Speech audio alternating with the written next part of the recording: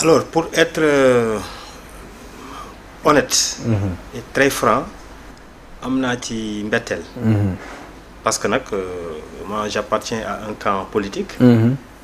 nekk ci opposition doon liggéey doon tamit xaar leneen. Donc il faut le dire très honnêtement. li ñu doon liggéey aussi ak fi ñu ko doon teg ak li ñu doon natt.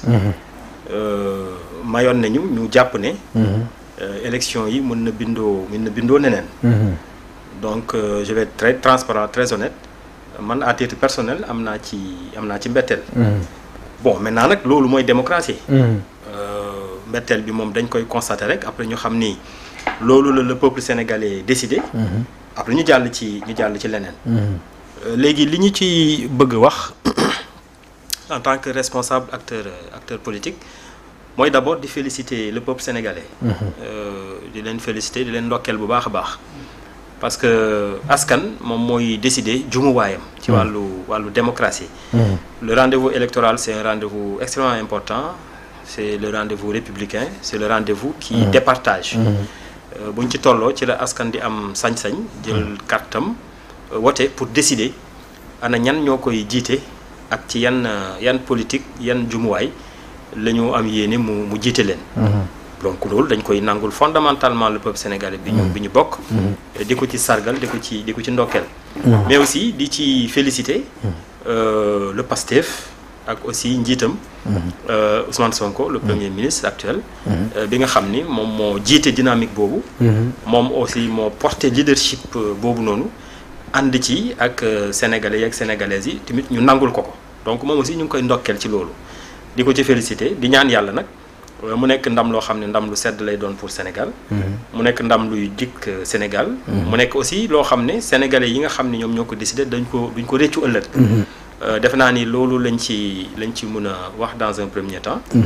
Maintenant aussi di leen inviter la nouvelle majorité nga xam ne tey suñu borom dogal na ñoom ñoo nekk à la tête de l'État. Avec le président Bassirou Diomaye Faye comme président de la République. Mais aussi sénégalais yi jox leen une majorité confortable à l'Assemblée nationale. ma di wax rek ne que maintenant nag sénégalais yi moom dese luñu leen dara. maanaam jox nañ leen lépp li ñu daañu ci ñëw par rapport ak sax li ñuy xaar ci ñoom ñoo ci des daañu ci ñëw sax par rapport ak li ñuy xaar ci la suite ak 15e législature bi ñuy xaar par rapport ak les politiques publiques yi ñu war a doxal d'abord par rapport ak ce sondage qui a donc été fait par donc Confidentiel Afrique dafa mel ne kon souvent dañuy critiquer ay sondage ñenn ñi duñ gëm sondage mais bu ñu liiree article bi joxoon plus 120 wala lu ko ëpp ci ay députés dafay dëggal rek kon lu ñu mel victoire bi ñu gis d'ailleurs mu cité que presque les leaders politiques ba ci le président Modou Diagne Fada que nous saluons au passage ñoom ñëpp avec leur maturité démocratique gis nañ ne ils ont vraiment félicité donc le vainqueur de façon très démocratique loolu aussi dafay firndeel ne kon sondage bi dafay confirmer victoire bi nga xamante ni Ousmane Sonko am na ko. Bon voilà Abdou bon dinaa ñëw foofu parce que aussi je suis impliqué dedans. En tant que secrétaire général du mouvement ANSR, dirigé par l'honorable député qui Aïssatou Sabara, je pense que qui gère ce mouvement. Donc elle est la présidente. Donc comme nous appelez? Bon, nous sommes dans la mouvance présidentielle. Donc à ma qualité de secrétaire général de ce mouvement, depuis l'élection présidentielle. Donc xeex nañ jàppale nañ la coalition PASTEF Diomaye Faye je pense que lu tax suñu mouvement bi ñu def loolu je salue de passage bu baax Aïssatou Sabara par rapport à son engagement ak ancrage bu mu am ci Ousmane Sonko lii man bettuma parce que aussi politique la ñu nekk il faut ñu nangu loolu que Ousmane Sonko c'est un leader. Il s'est battu, il a construit un leadership transformationnel. moo ko may li boobu. lu tax ma wax loolu mooy dafa jóge ci combat bu metti c'est-à-dire il faut aussi ñu def une analyse intelligente mais aussi une analyse honnête. C'est quelqu'un qui s'est battu avant mi ñëw ci pouvoir bi lu bari dal ko ba xañ ko sax chaise bi mu choisir Diomaye donc loolu leadership la donc moom bu ñëwee waat porter le même combat dem ci cadre également assemblée pour une majorité écrasante je pense que logique la parce que li mu liggéey la ba pare di ko féliciter bu baax. Majorité confortable ou écrasante? Non, majorité très confortable. Ouais. Je dis 120 sax ëpp na ko su ma juumulee c'est 130 plus au moins. Provisoirement. waaw mu nekk un leadership incontestable. Il a porté ce combat avec des personnes qui l'ont soutenu du début à la fin ñun ñu bokk ci lu tax affaire bi yegsi fii mu yegsi par exemple damay wax parce que ku am vision mu transformer cette vision en une aspiration mooy damay defar Sénégal indi un projet horizon 50 est-ce que vous avez regardé les références le référentiel horizon 50 ku ko xool. il y a 4 grands axes daal. waaw c'est-à-dire bu ku ko xool. nga nekk intellectuel nga honnête nga xool le projet ni ñu ko dëppee pour defar Sénégal. C'est un projet smart, spécifique, mesurable, acceptable, réalisable et temporaire. Donc nit ñi dofuñu dañ koy topp di xool pas yu muy teg. Et cette aspiration d'espoir qu'il a ancré mu jox ko jeunesse bi. te dinaa ñëwaat ci côté boobu man résultat bi mënuma bett parce que toog naa fenn ma ne bu rombul 120 day dem 130 le gars daf ma woo suuf mu ne ma mais si la li foo ko tegoon ma ne ko non parce que dans l'histoire Sénégal amul ku fi mës a toog te demoo ci majorité mais kii lu tax majorité am di nekk favorable parce que dafa am lu mu wone ba pare dafa liggéey. Donc il a fait le nécessaire mérite la te dañ koy féliciter maintenant lu des mooy les politiques publiques yi nga xamante ne état responsable am la toutes les forces vives que ça soit de l'opposition ou le camp de Pastef c'est le Sénégal qui compte les politique publique loolu kenn mënu ci dara Assemblée nationale daf koy doxal bu amul woon majorité bu ko amul woon am na ñu toog ci télé bi te carrément bu ñu amee majorité bu ñu ko amee nous allons bloquer les salaires pour ne pas citer de personne d'une manière très respectueuse. Sénégalais yi ils ont voté en toute maturité te loolu faw ñu nangul ko la démocratie sénégalaise. Sénégalais yi ñoom ñoo dem voter objectivement ils ont compris qu'il y a un projet et que ce projet mooy lu ma wax léegi c'est smart c'est un projet réalisable. Donc faw ñu nangul ko Ousmane Sonko Sénégalais faw ñu nangul ko ce leadership transformationnel qu'il a pu soulever et qu'il a pu ancrer dans les yeux des Sénégalais.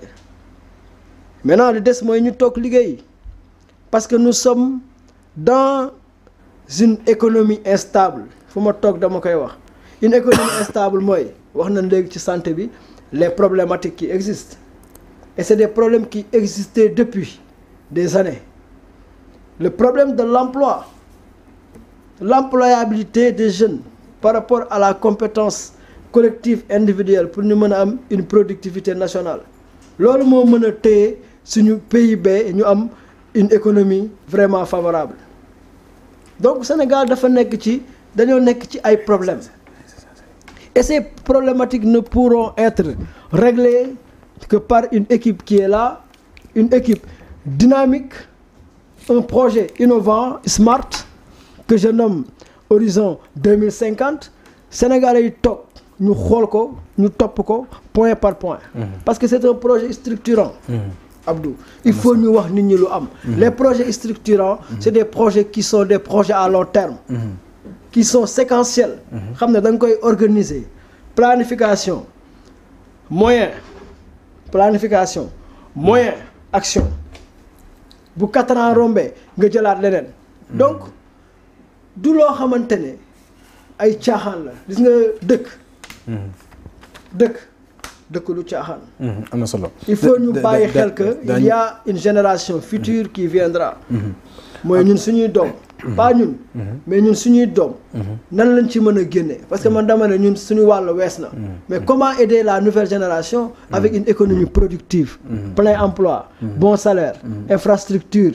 dëkk bi développé ñu am abondance. c'est ça la question d'aujourd'hui. am na solo. et je pense que ils vont marquer la rupture positivement. Ce sont les mêmes attentes que vous avez, Babacar, par rapport à cette 15e législature bi nga xamante ni du yàgg dara dana am installation suite bu président décrété pour convocation bi nga soulever ko sànq par rapport ak li ñuy xaaj ñoom puisque ñoo doon wax jox leen ñu majorité mi ngi ko soulever sànq par rapport ak inquiétude yi ñu doon njort par rapport ak opposition bi jàppoon ne ñoom bu ñu amee majorité xëy na selon leur dire que ne bon dana am blocage xëy na loolu tey sa faanoo na kon ndax ñii ñoo am majorité kon li ñuy xaar mooy jublu ci liggéey bi carrément.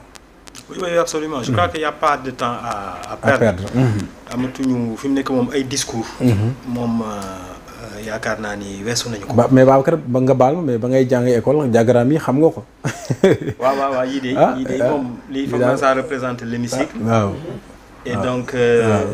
te couleur bi ci gën a garaaw nag mooy couleur verte bi moom moo ci gën a bëri. waaw moom kay tubarkalla. moom kay yéen ban couleur ngeen.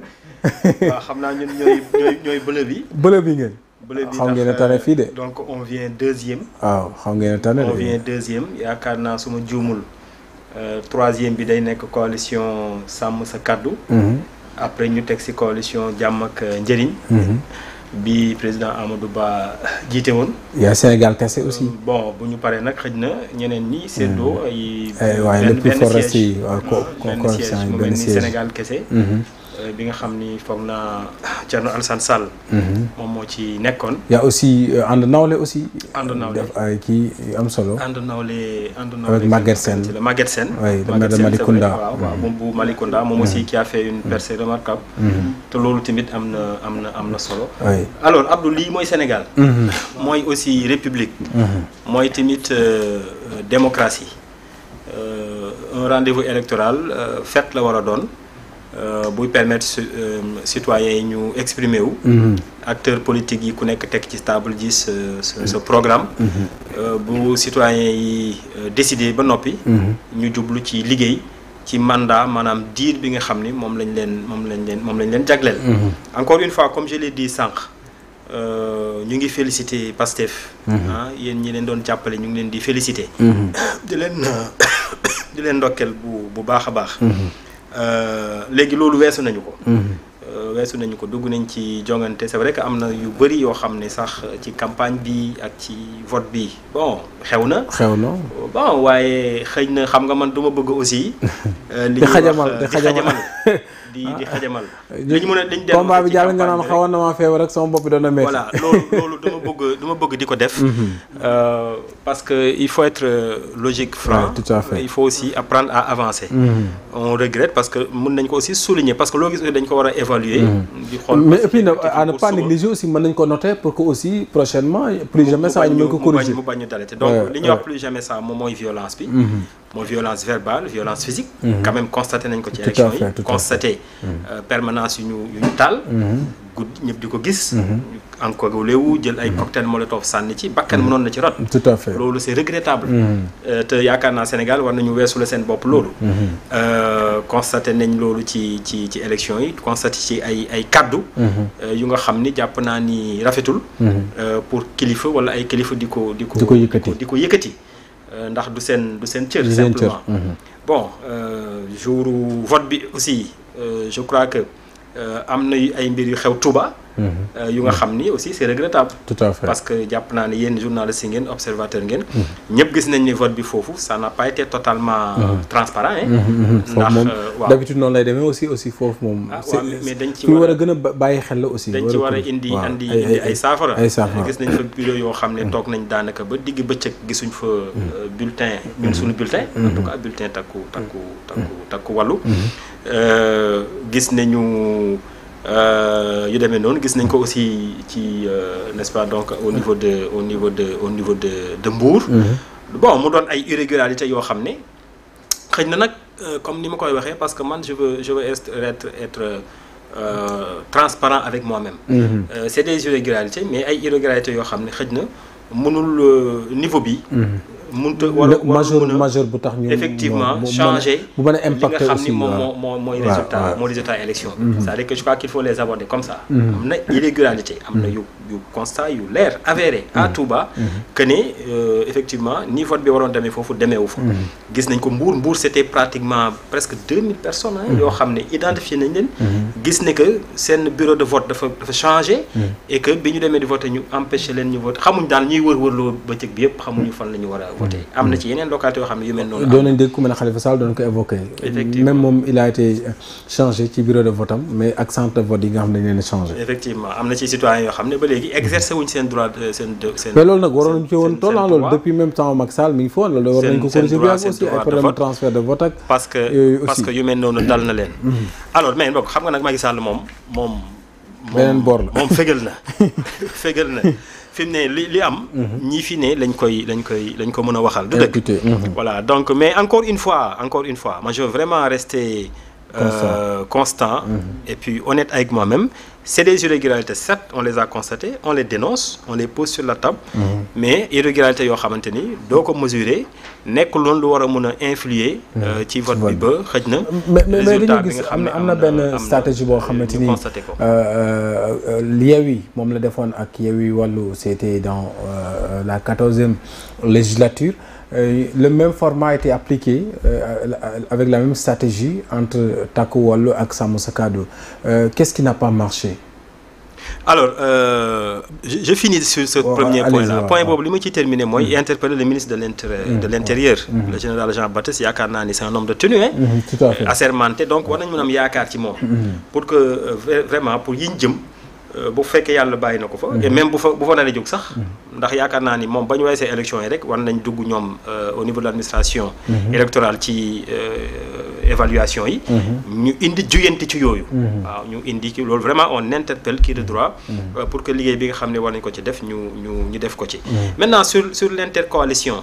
Oui, c'est une expérience, une stratégie électorale boo xam ne expérimenté nañ ko. Nous on était en intercoalition avec Sàmm Sa Kàddu également avec Jàmm ak Njëriñ dans certaines localités. rawatina Sàmm Sa Kàddu nga xam ne principalement pour le département de Dakar.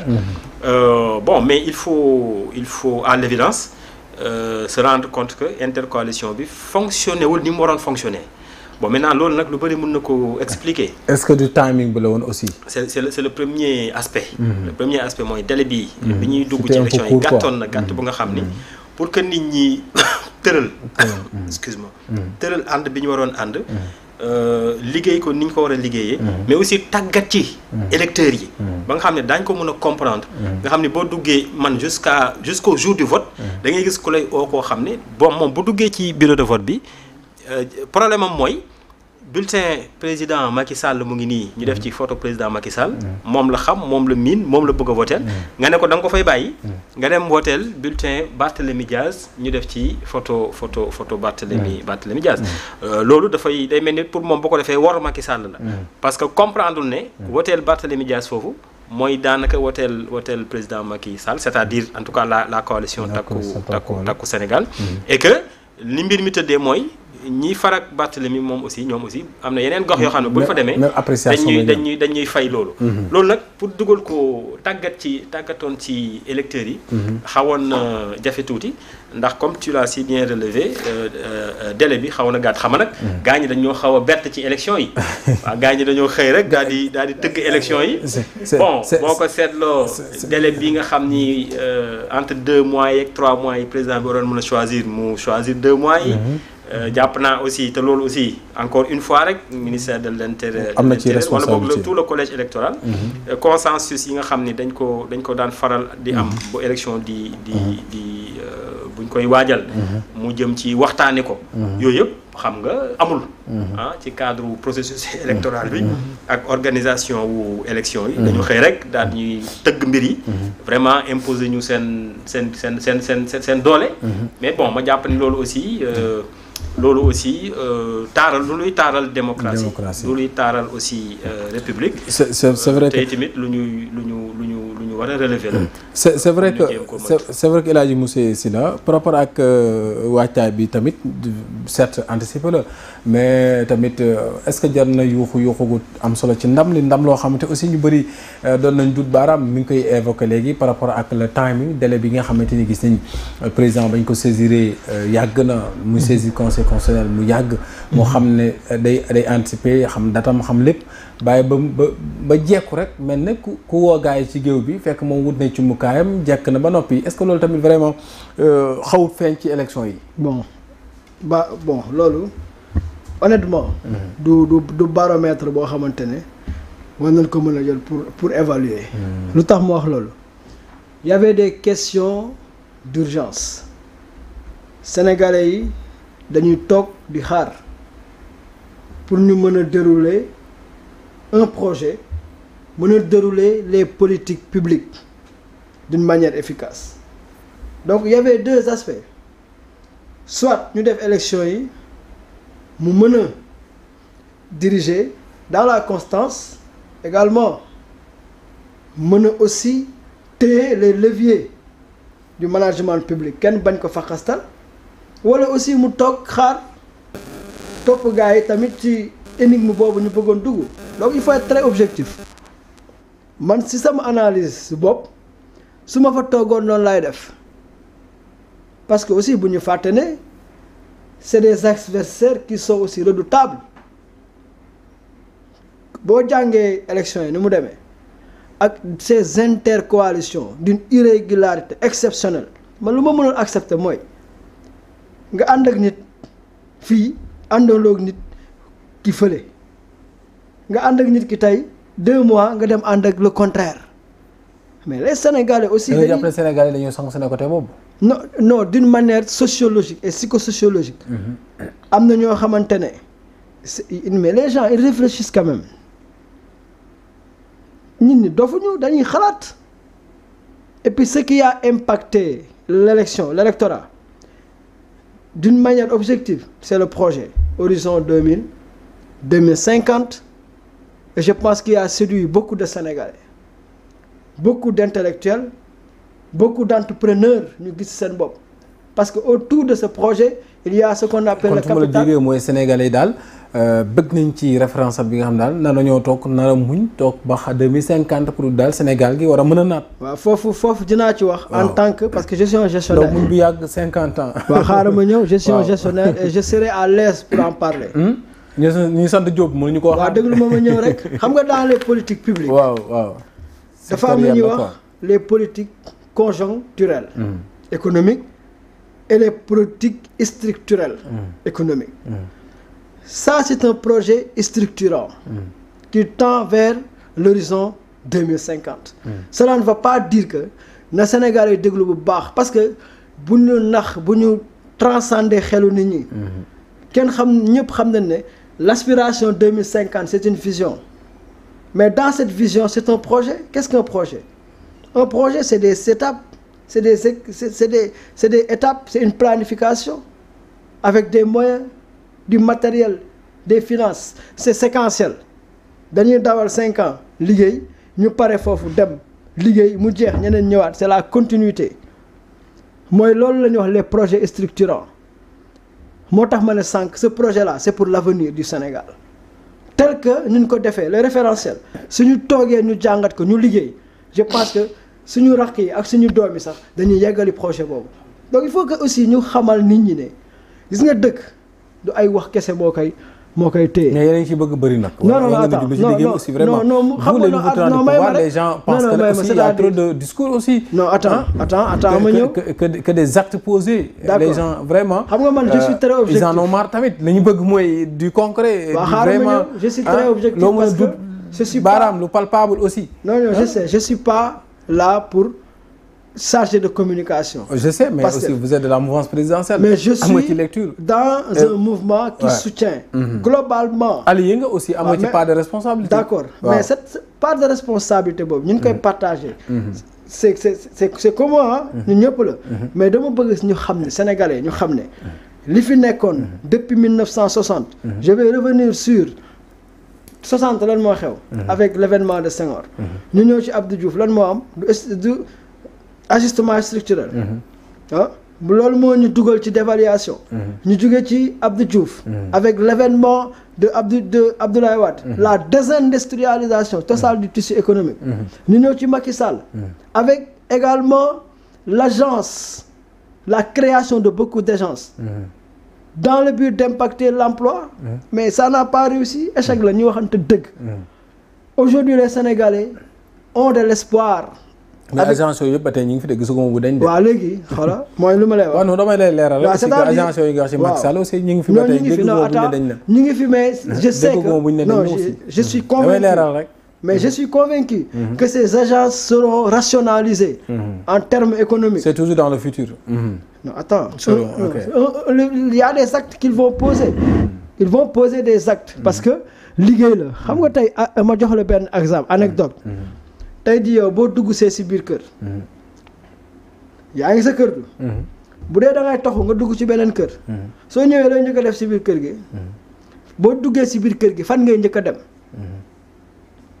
di nga dem sa chambre à coucher di nga xool douche bi également di nga xool salon bi di nga xool sécurité encadrement bi nga nekk boo xoolee bâtiment bi xool sécurité bi xool management des risques bi nag sa njaboot mën nañ dëkk ci jàmm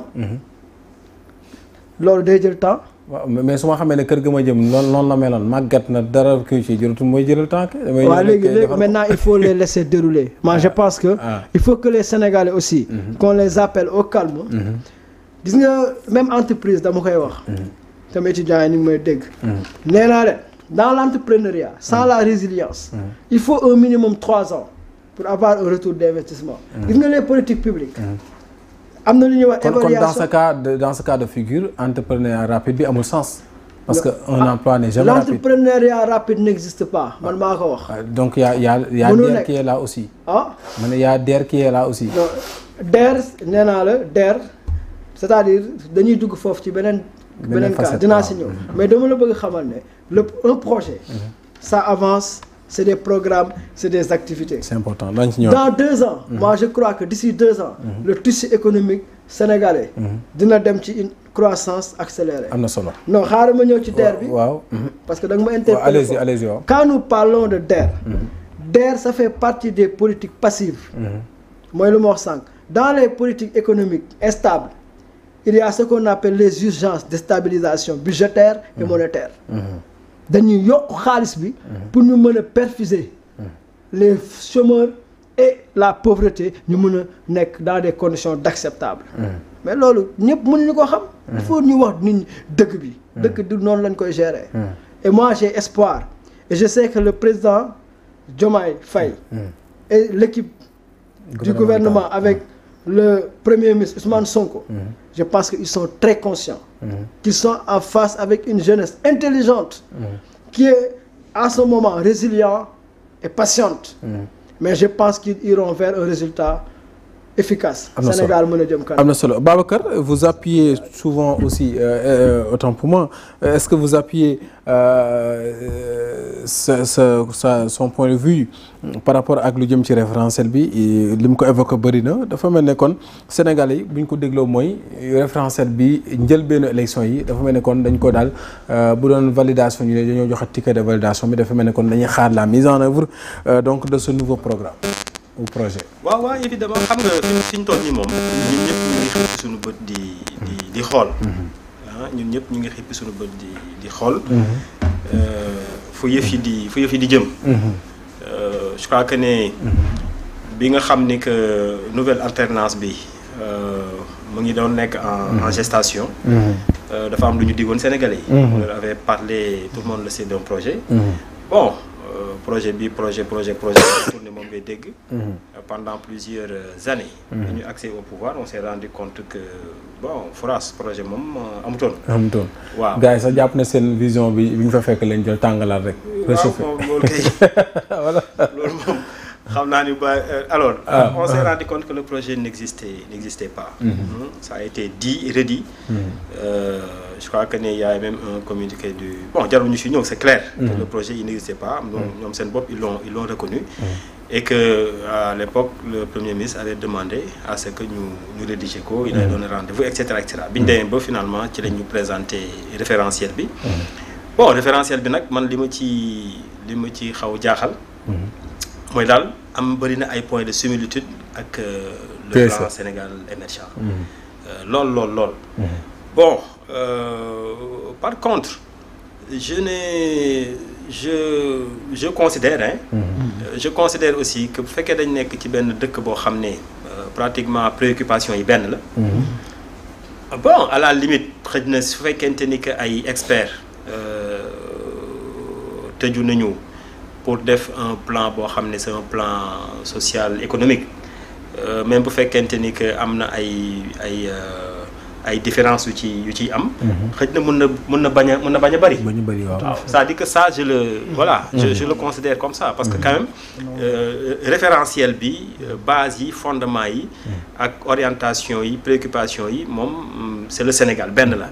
ça veut dire que Alpha wala Mor di wut solution pour Sénégal mu ngi mel ni comme problème santé yi ñu doon wax fii. munoo inventer leneen. li fi ne nga mën a teg pour xool naka nga ko mën a doxee. bon maintenant xëj na comme ñun dañ leen jiitu ci gestion des affaires publiques.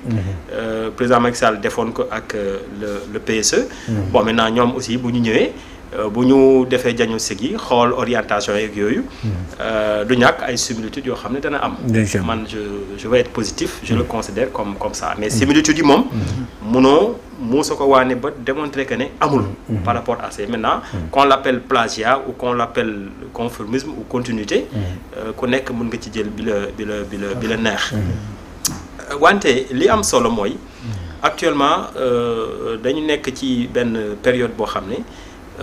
am na benn réalité économique boo xam ne moom moo gane si réew mi loolu aussi doon lu factuel ndax man lu may wax rek dama bëgg mu nekk loo xam ne lu factuel lay doon.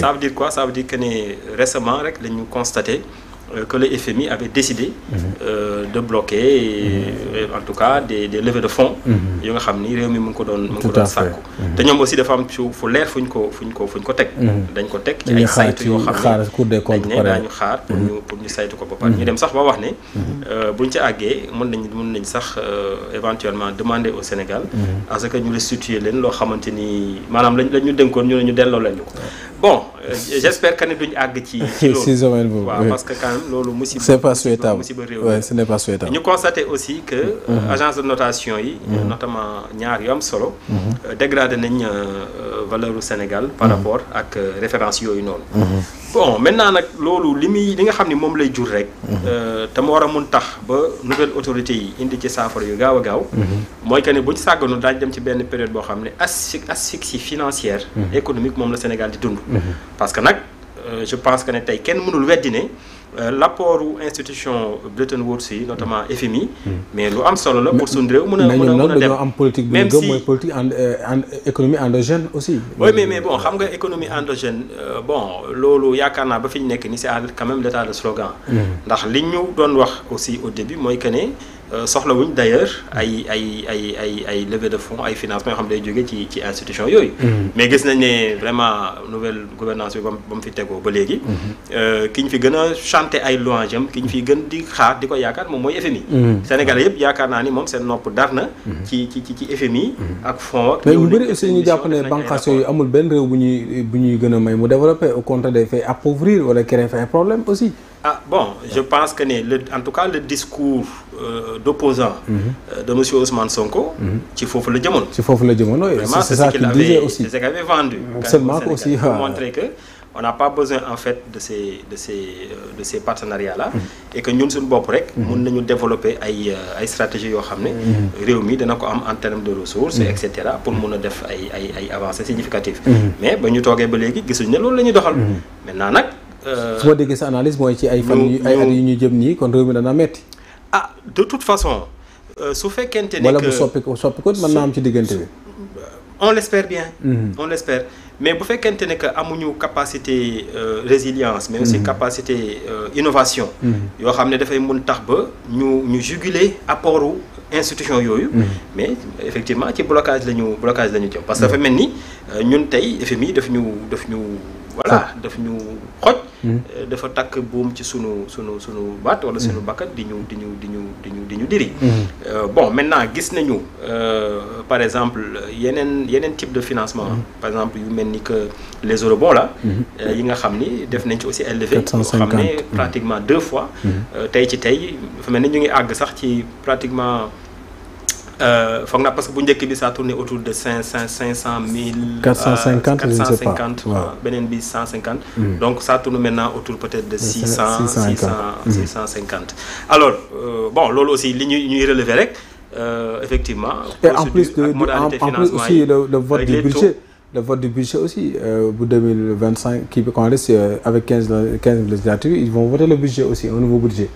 Au niveau de l'Assemblée. Ouais, dans les mêmes.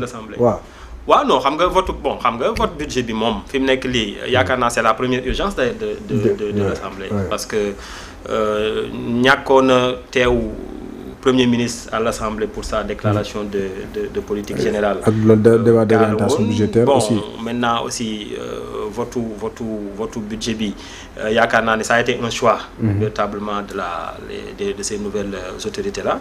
de dire dañuy dissoudre Assemblée bi. profité def élection. balaa ñuy àgg mois de en tout cas ci fin d'année bi. ñu installer la nouvelle législature. ensuite pour dem ci cadre vote bi donc ba léegi ñu ngi ci délai bi. d'ailleurs loolu moo justifié un peu. Effectivement ñu def élection anticipée yi ba pare rapprocher délai et tout ça donc voilà en termes de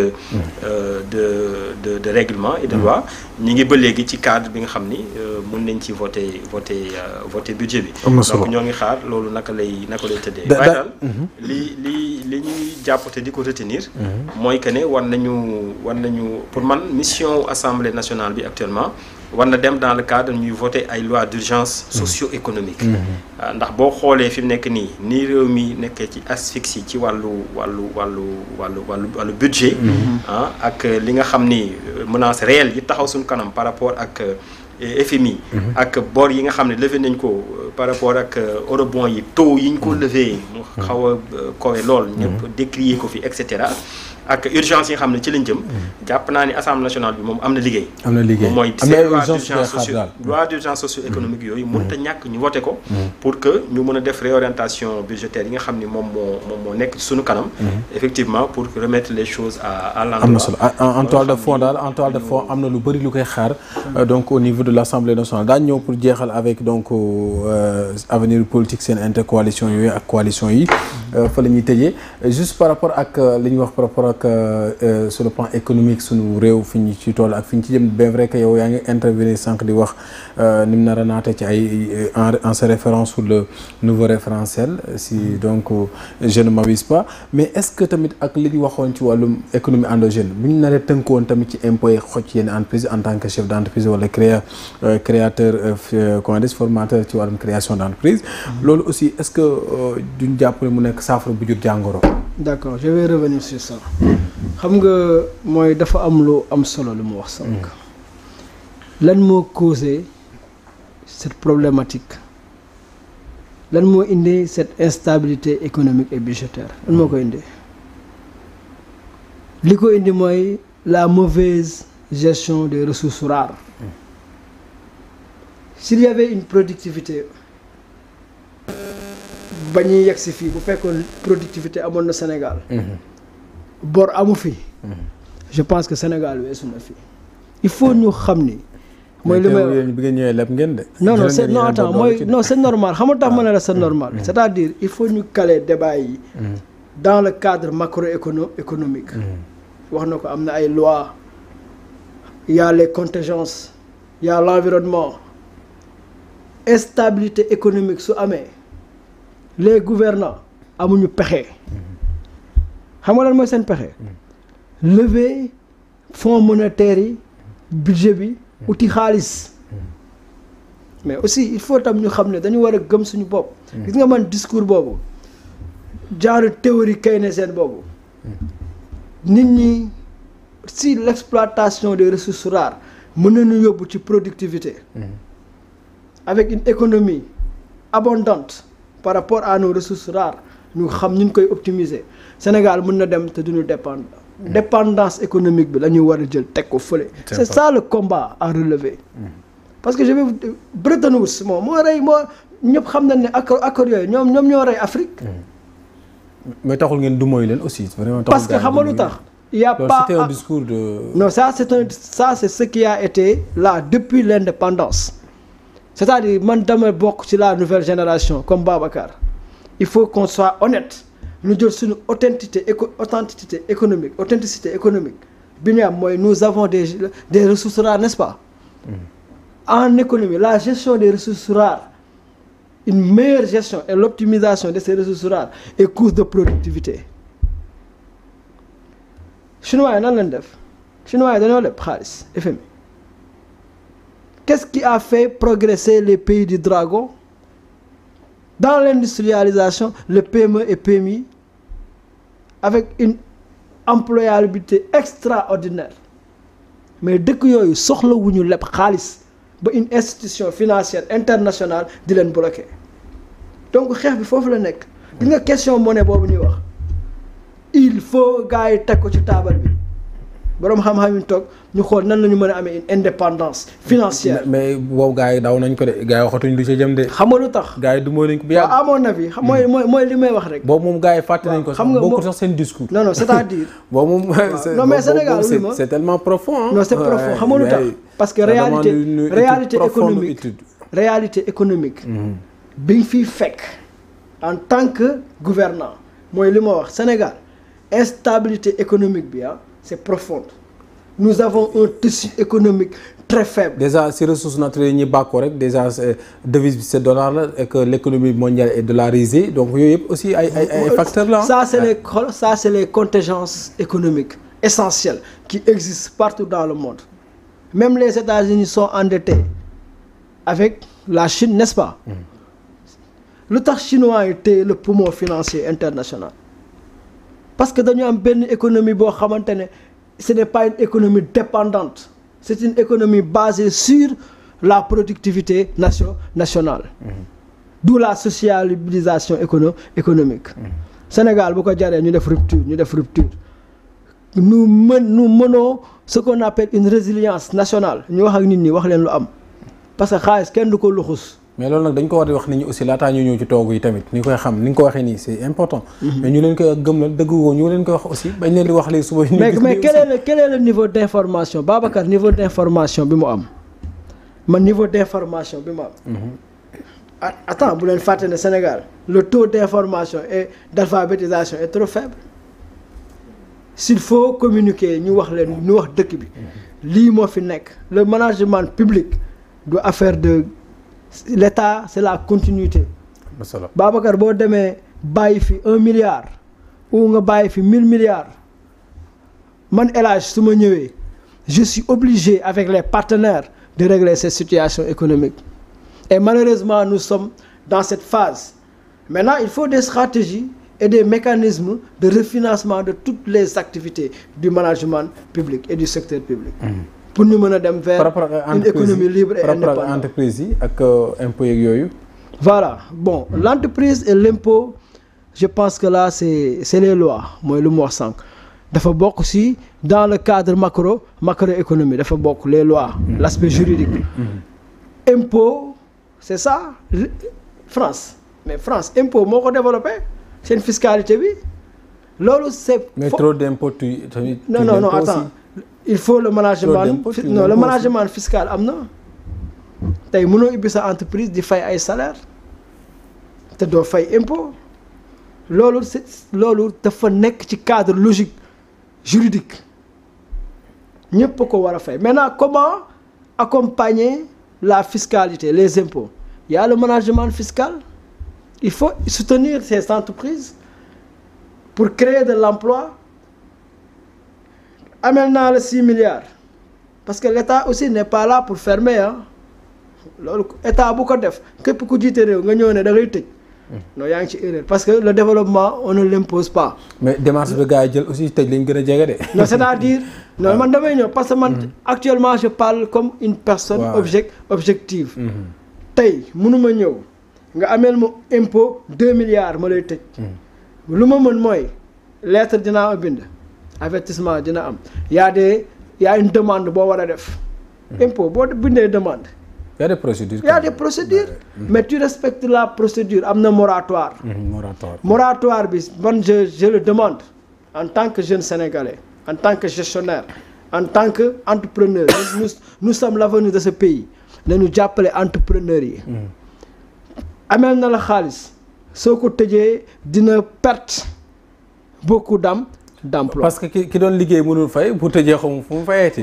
jërëjëf Abdou même s'il te plaît ma daaneel foofu parce que dafa am lu am solo lu ma bëgg a wax foofu.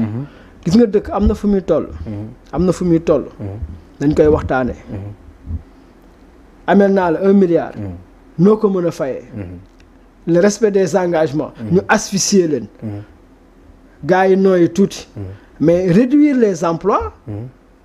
loolu moom. musiba la merci beaucoup loolu moom man duma ci ànd. jërëjëf je le dis ouvertement temps bi jeex na merci beaucoup.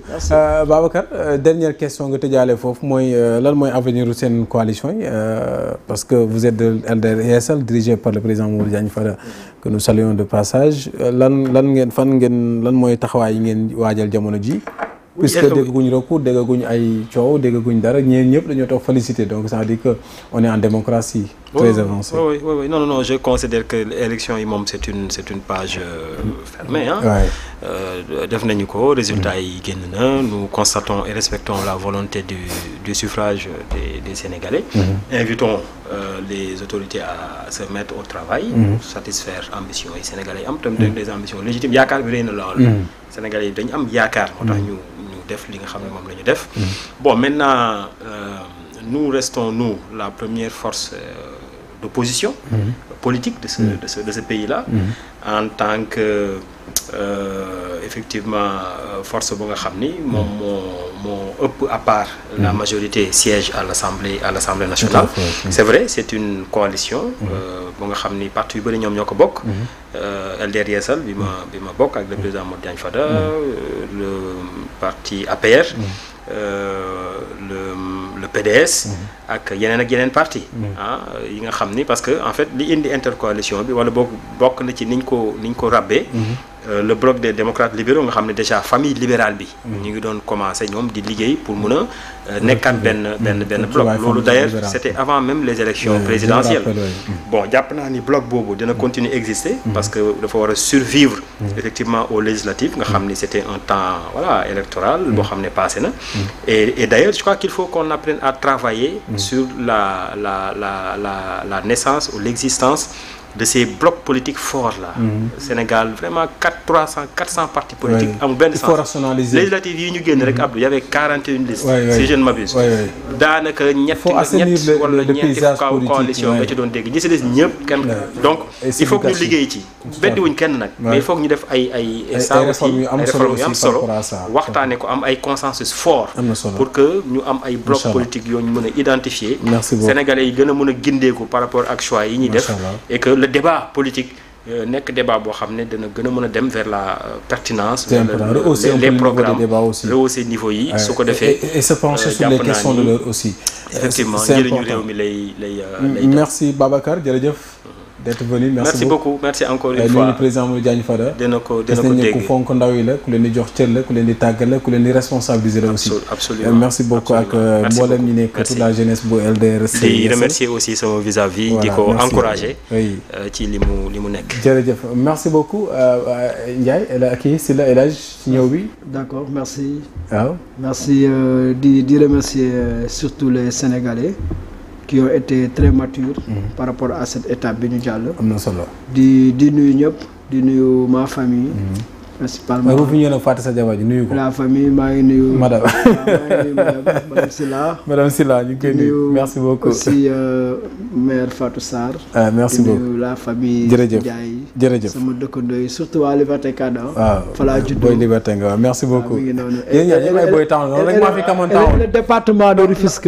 non man maa fi kamoon taw. maa leen di nuyu bu baax man moom àll ba duteeg kii laa indaale ak mbuus yooyu. non yooyu moom taxawul. maa ngi nuyu bu baax waa commune bu Mbaran surtout le département de Gossas ñuy féliciter Adama Diallo qui a remporté haut la main foofee au niveau du département de Gossas monsieur Adama Diallo l'ancien directeur de Petrosen ñu ngi koy féliciter ci ndam lu am rëy loolu mu am en tout cas ak toute l'équipe bi mu àndal au niveau de Gossas ñoom Ibrahima Ba aussi ñu ngi koy nuyu bu baax depuis Gossas Patar Lia aussi donc di commune boobee voilà donc lii mooy démocratie sénégalaise lii mooy Sénégal xëy voté dimanche xëy liggéeyi coow du jib bal du tàkk dara du xew loolu mooy jàmm waaye tamit nañuy ñaanal bu baax a baax kilifa yi nga xam ne ñu ci réew mi di yor seen kurus di ñaanal réew mi waaye tamit waa jàngu bi neex a dëkkandool waaye tamit ñi ci nguur gi ñoo xam ne liñ leen jox mayuñ leen ko abaluñ leen ko comment des mayuñ leen ko dañ leen koo dénk rek ndénkaan la lu askan wi moom buñ ci naagu nañ xam ne loolu buñ ko am na nuñ koy téyee rek buñ ci naagoo rek dañ naan naagook daagu buñ juree doom rek réccu lay tudd